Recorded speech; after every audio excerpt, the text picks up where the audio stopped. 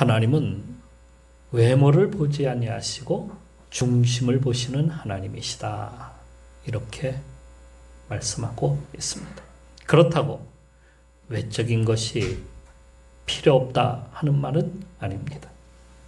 우리의 내적인 부분이 중요하다 하는 것을 말씀하고자 하는 것이죠. 그런데 우리는 그 내적인 그 중요한 부분을 갖다가 별로 그렇게 중요하게 여기지 않고요. 오히려 외적인 부분을 갖다가 더 중요하게 여기며 그게 전부다라고 생각하고 사람들은 살아가고 있습니다. 특히 믿음의 삶을 갖다가 살지 않는 사람들은 외적인 것에 더 치중해. 그게 전부다라고 생각하고 있습니다. 바리새인들이 그런 사람들입니다. 바리새인들은 내면의 영적인 부분을 갖다가 중요시 여기지 아니하고 외적인 것에 중심을 둔 사람들입니다. 그들은 세상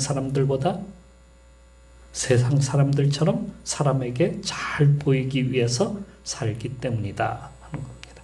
그러면서도 하나님을 믿는다고 그렇게 주장하고 있습니다. 외적인 부분을 갖다가 중요시하기에 그들을 갖다가 믿음의 범주 안에 그렇게 두지 않습니다. 전에 설교 중에 강아지 성도, 고양이 신자라는 예화를 드린 적이 있습니다. 책도 그런 책이 있어요. 강아지 성도, 고양이 신자. 강아지는 사람들이 자기에게 먹이를 주고 사랑해주고 쓰다듬어주고 따뜻하게 잠자리도 주고 하니까 그들이 그러니까 강아지는 사람들이 자기의 주인이다 이렇게 생각한다는 겁니다. 그래서 강아지는 항상 황송해하는 마음으로 살아가는 거예요. 주인의 사랑에 보답하고자 헌신하고 충성하는 그러한 모습이 강아지다. 그래서 집도 지키기도 하고 주인을 즐겁게 해주기도 합니다. 때에 따라서는 주인이 위험에 처하면 또 주인의 편에 서서 같이 싸우고 그게 강아지. 오직 주인을 위하여 마치 구호를 외치듯이 강아지는 그렇게 살아가고 있습니다. 마치 주님만을 위해서 살아가는 성도들처럼 말입니다. 그런데 반면에 고양이는 사람들이 자기에게 먹이를 주고 사랑해주고 따뜻한 잠자리를 제공해주고 쓰다듬어주고 하니까 자기가 마치 주인인 것처럼 착각을 하며 살아간다는 겁니다. 그래서 고양이는 항상 서운한 마음이 그에게 있다는 거예요.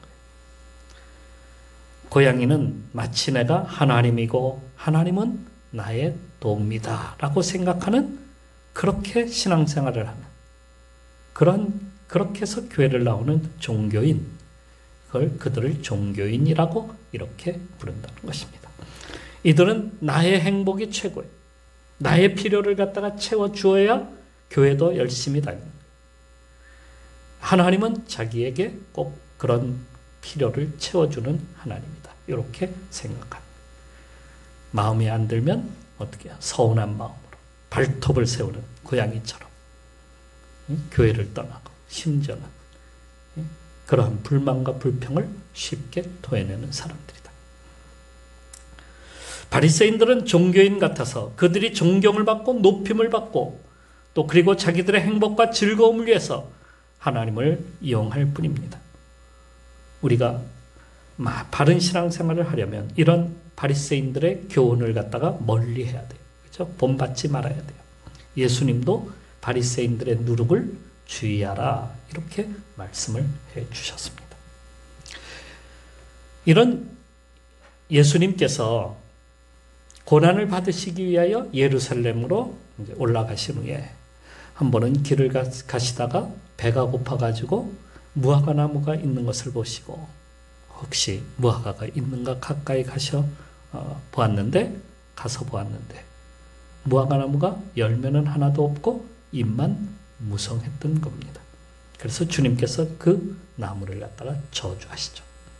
그것이 바리새인들에게 화를 선포하는 전초전이었습니다. 주님은 그들을 갖다가 꾸짖으셨어요. 화를 선포하셨어요. 그래서 7가지 화를 갖다가 23장에 보면 7가지 화를 갖다가 선포하고 계십니다.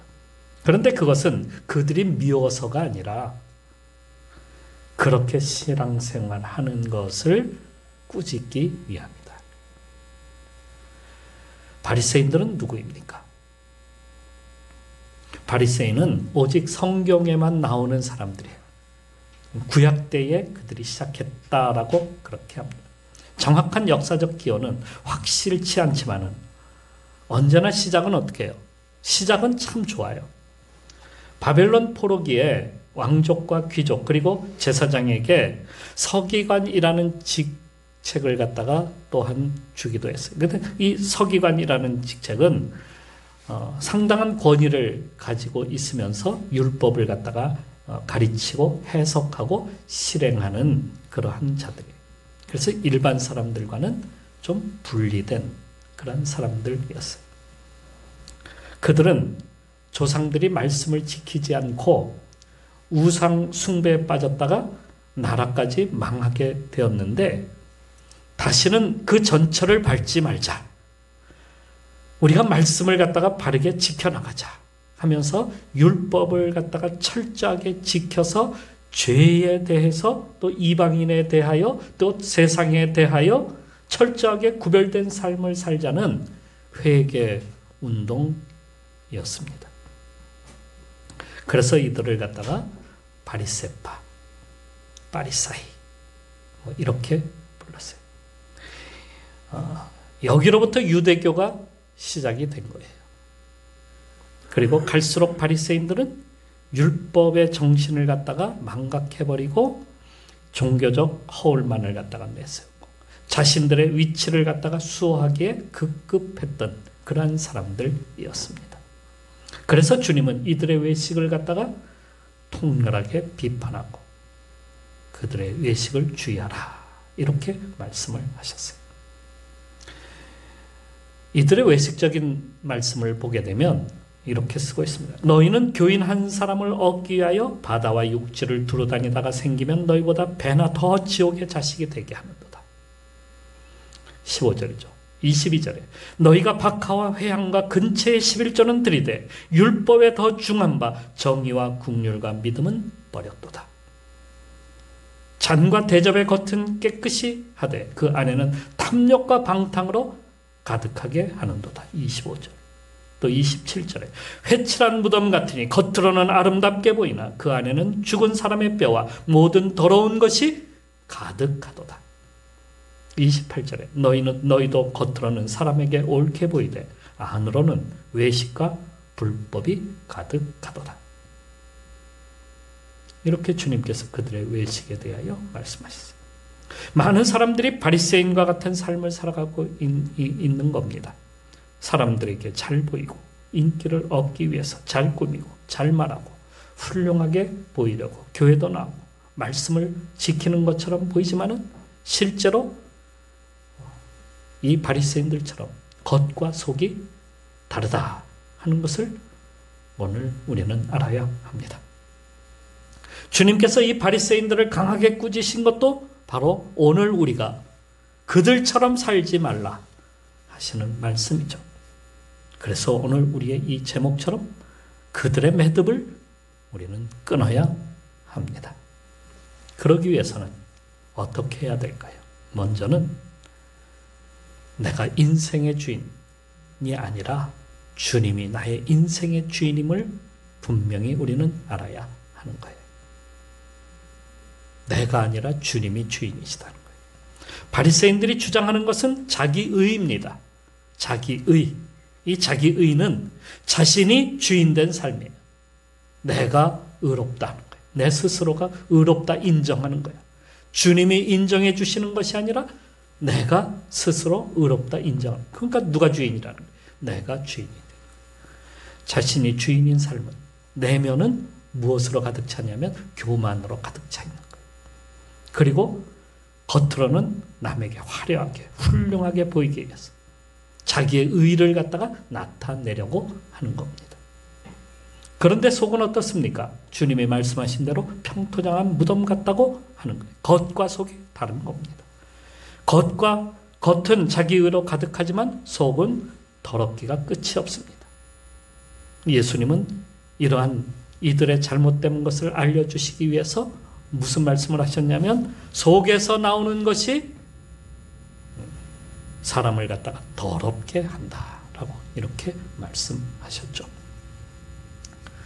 자연을 보게 되면 자연의 그 세계에서는 수컷이 암컷보다 더 아름답고 화려합니다. 왜냐하면 암컷에게 잘 보이기 위해서 그렇게 자기 자신을 꾸미는 거예요. 그래서 수컷이 아름다워요. 멋있어요. 화려해요.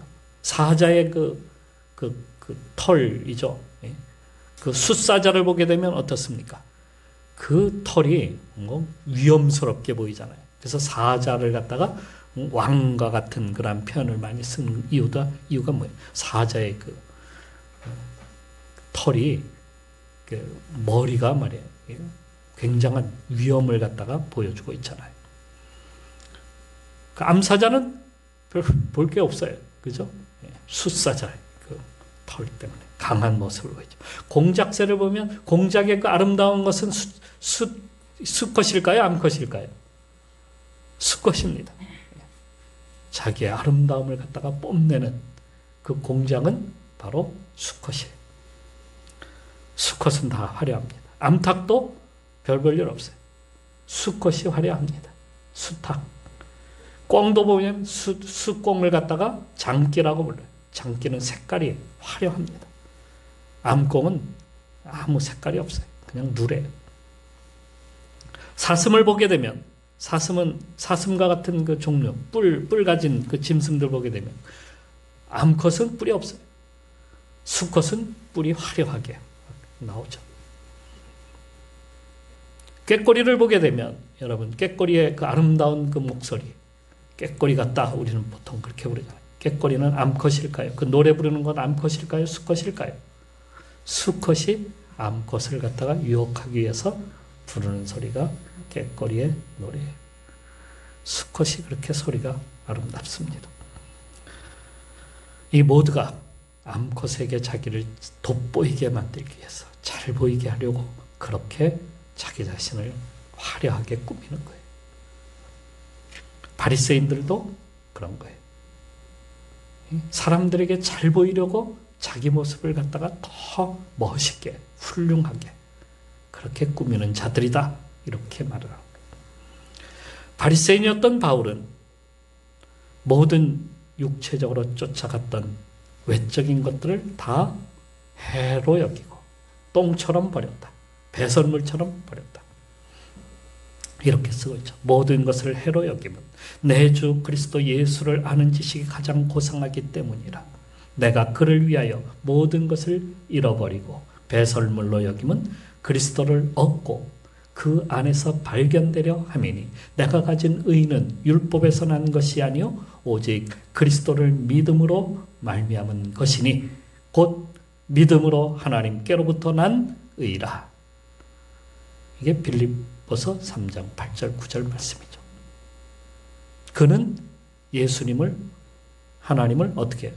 주님으로 모시는 주인으로 모시는. 그래서 하나님께로부터 난 의, 하나님이 인정해 주시는 의, 내가 스스로 의롭게 되는 것이 아니라 하나님의 의를 중요하게 여기는 거예요. 내가 주인 노릇하며 나의 의를 주장하며 살았던 것에서 이젠 예수 그리스도께서 나의 주인이 되시는 거예요. 그래서 나의 외적인 부분들을 갖다가 중요하게 여기지 않는다는 거예요. 그걸 버리는 거예요. 바리새인들은 모세를 갖다가 위대한 지도자로 여기면서 스스로 모세의 자리에 올라선 사람들이에요.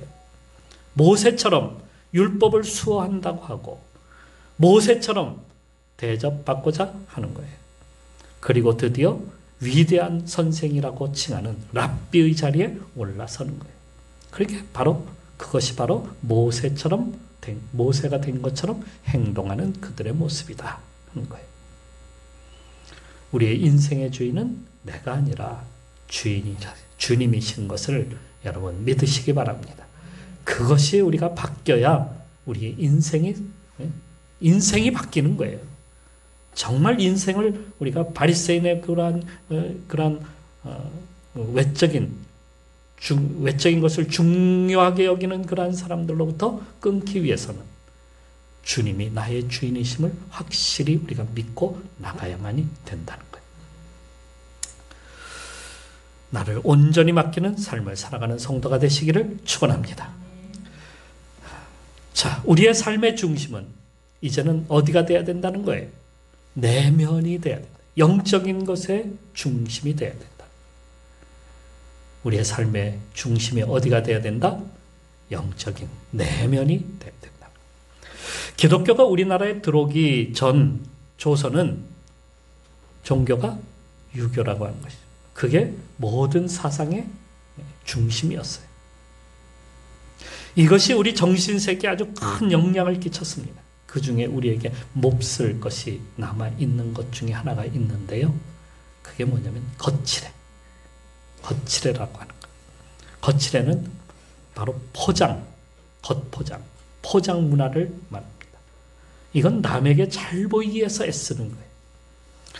자, 러시아 선교사로 있을 때에 어느 날 교인 중에 러시아 사람이 선물을 하나 저에게 가져왔어요. 근데 그 선물을 갖다가 무엇에 가져왔냐면 비닐봉지를 하나 쑥 갖다 주는 거예요. 그래서 이게 뭐냐 그랬더니 선물이래요. 그래서 뭐 별거 아니겠구나 생각하고 안을 쓱 이렇게 열어봤더니 그 안에 러시아 사람들이 좋아하는 인형이 있어요. 인형. 그 마트루슈카라고 하는데 그게 뭐 열면 그게 뭐 마치 무슨 그 보석 상자처럼 그 안에 이렇게 비어 있어요. 그래서 거기다 뭘 보관도 해도 되는 건데 열면 또 나오고 또 나오고 또 나오고 계속 나오는 것이 이게 마트루슈카인데 이걸 갖다가 선물을 갖다 준 거예요. 저는 처음에 좀 의아했어요. 이게 아니요 무슨 비닐봉지에다 무슨 선물을 갖다 주나 이게 뭐 정성도 없이 이렇게 좀 충격적이었는데 그런데 알고 봤더니 그들은 그 겉을 갖다가 뭐 그렇게 중요하게 생각하지 않아요. 내용이 더 중요한 거 아니에요. 내용이 그냥 그 마음을 갖다가 그냥 갖다 주는 거예요. 표현해 주는 거예요. 편하게 선물을 그렇게 보내는 것을 볼 수 있습니다. 하여튼 우리의 그 거칠에는 바로 포장 문화라고 하는 것에 있지 않습니까? 이거 허세 문화라고 이렇게 부르기도 합니다. 우리의 포장 문화에는 특히 이런 게 있어요. 성형수술. 성형수술은 뭐예요? 외적인 것을 갖다가 더 화려하게, 더 아름답게 보이기 위해서 하는 것 아닙니까? 누구에게 잘 보이려고 하는지 모르지만 하여튼 잘 보이기 위해서 성형수술이 성행하고 있어요. 우리나라가 아주 세계 최고예요. 남자들도 성형수술해요. 뭐 취직하면은 뽑을 때 뭐 얼굴을 본다라 그래서 성형수술을 해요. 또 우리나라는 화장하는 것 아주 화장 기술이 우리나라가 아주 굉장한 나라더라고요. 예. 남자들도 화장한대. 사람들에게 물어봤더니 한국 남자는요 참 자기를 잘 꾸며요 라고 이렇게 말을 해요. 왜? 화장을 한다는 거예요. 뭐 이런 말이 있죠. 10대는 치장이요 20대는 화장이고 30대는 분장이고 40대는 변장이고 50대는 위장이고 60대는 포장이고 그리고 그 이후에는 뭐가 될까? 화장. 죽으면 화장터로 그냥 화장. 이러한 문화가 우리에게 있다 보니까 크다 보니까 뭐 사람들이 집을 사도 큰 걸 사. 작은 집에 안 살아. 큰 집이 있어야 돼. 차도 작은 차. 외국에 그 뭐 저 유럽 같은 데 가면 사장들도 조그만 차 타고 다녀. 그런데 우리는 뭐 사원들도 큰 차 타고 다녀. 이게 거칠애에 아주 우리나라가 아주 단단하게 그런 문화 속에 살아가고 있기 때문이다 하는 거예요. 이런 거칠애의 절정이 세월호 사건입니다. 세월호는 겉은 화려했어요.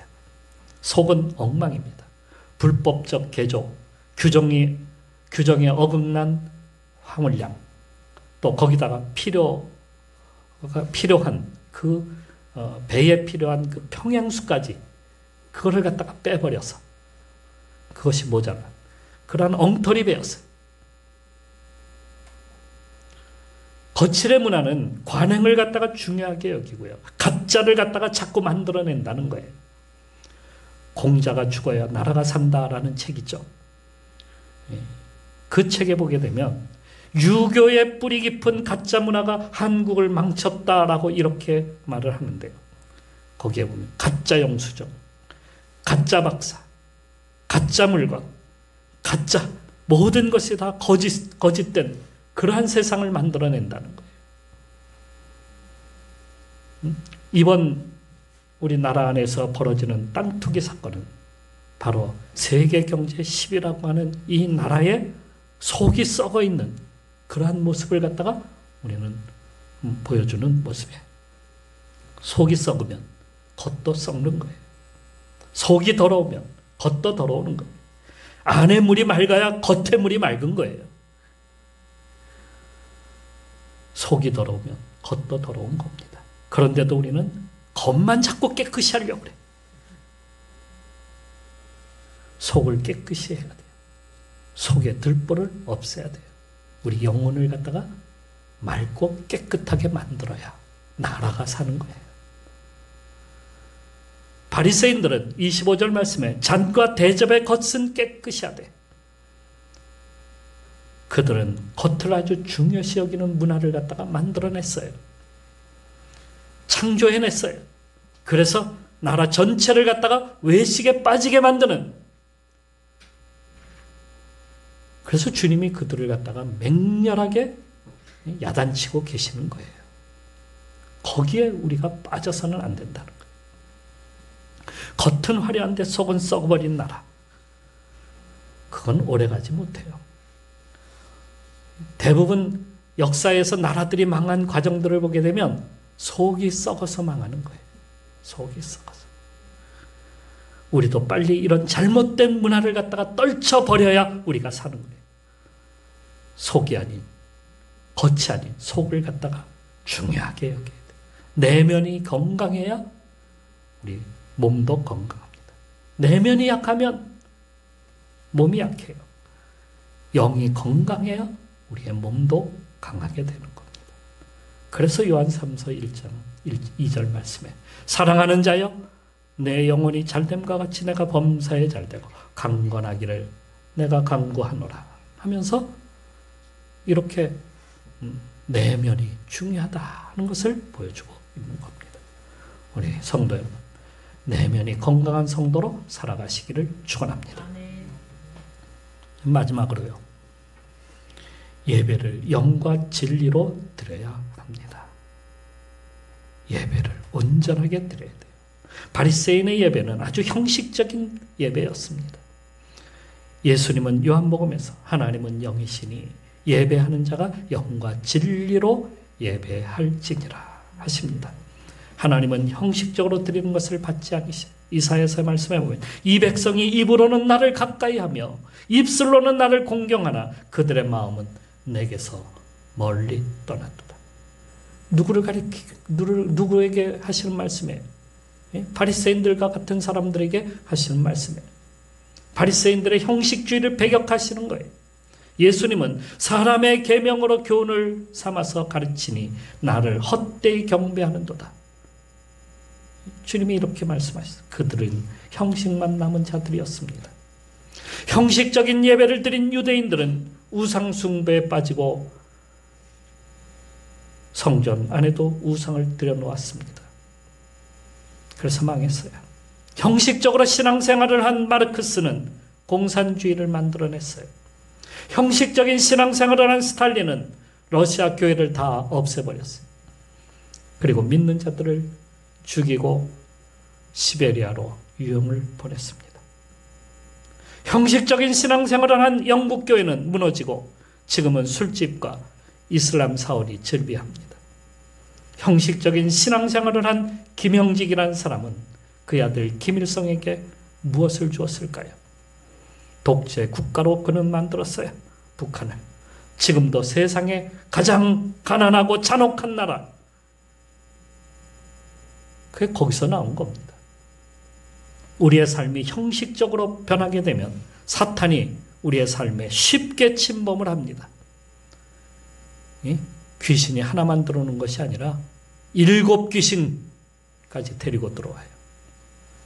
나를 온전히 하나님께 드려서 영과 진리로 예배하고 주님을 만날 때 우리 삶이 바뀌고 놀랍게 새롭게 되는 거예요.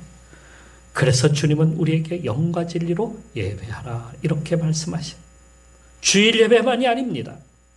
우리가 드리는 새벽 예배, 수요 예배 모두 영적인 예배로 주님을 만나야 돼요. 예배를 통해서 주님을 만나는 거예요, 여러분. 말씀을 통해서 주님을 만나는 거예요. 우리가 그렇게 만나도록 주님을 만나고 주님께 나아가도록 우리가 힘써야 되는 거예요. 그래서 예배를 어떻게 드리라? 영적인 예배로 드려라. 여러분, 바리새인처럼 형식적인 예배로 드리지 말고 영적인 예배로 드립시다. 그냥 대충 집에서 인터넷으로 한번 보면 되지 이렇게 생각하지 말고 나를 하나님 앞에 온전히 드릴 수 있는 예배로, 그런 예배 우리가 드려야 되지 않겠습니까?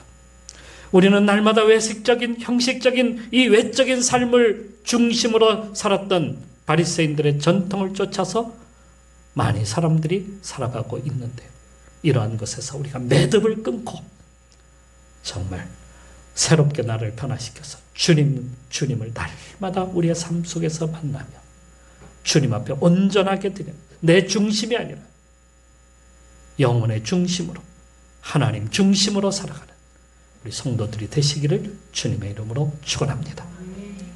기도합시다.